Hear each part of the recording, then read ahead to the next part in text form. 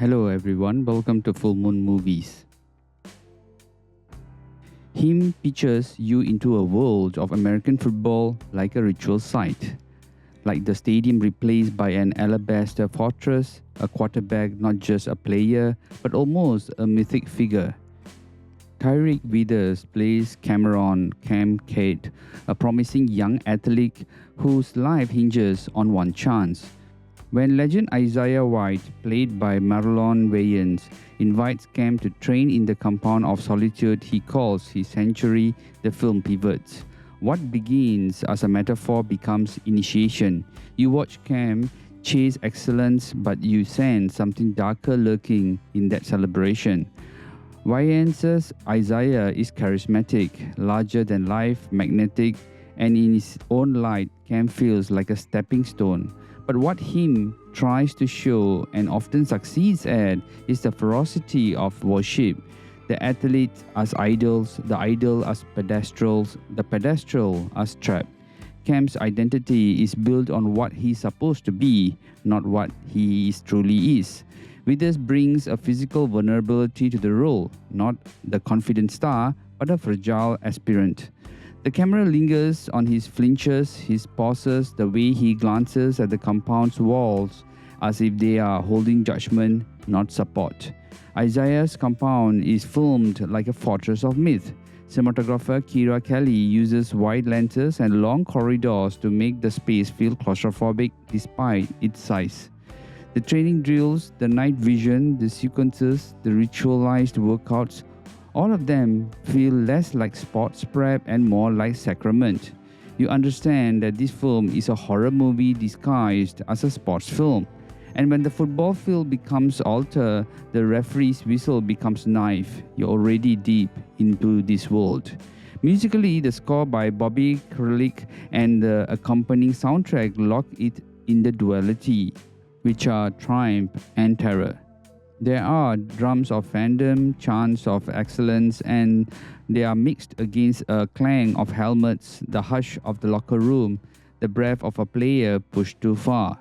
Him, the movie as it is, nails the intensity of the locker room world. Everyone wants the same thing, glory, but a few admit they are willing to give it up for it. Yet, for all its ambition, the film still stumbles.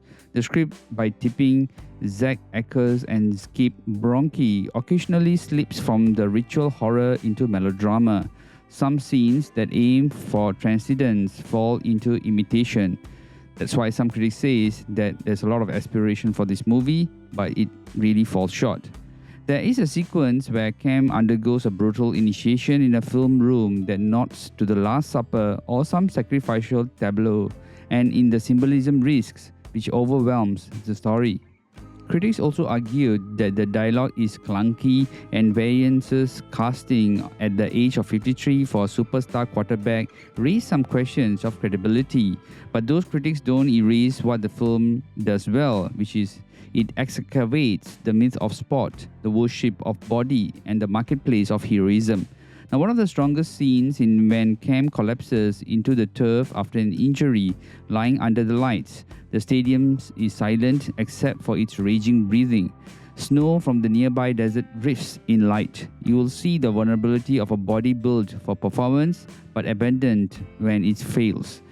And the cut to Isaiah in his suit, watching the replay like a prophet reading scriptures, is really chilling.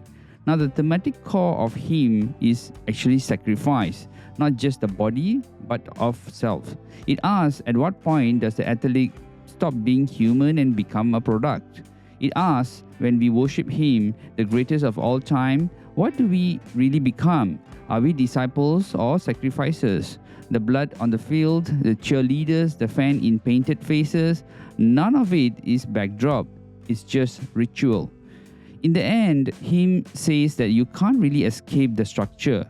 Cam tries to find identity beyond the uniform, but the system really still drags him back.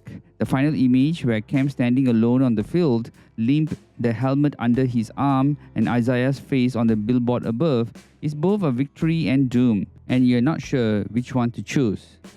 But more than that, what matters here is that him attempts something really rare. Sports as horror, worship as sacrifice, success as haunted.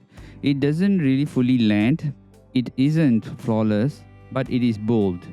And in a cultural moment where we idolize athletes, brand them, sell them, and discard them, him really holds a mirror. Now, if you watch it, you might leave the stadium lights behind and you might ask yourself, who are we really cheering for?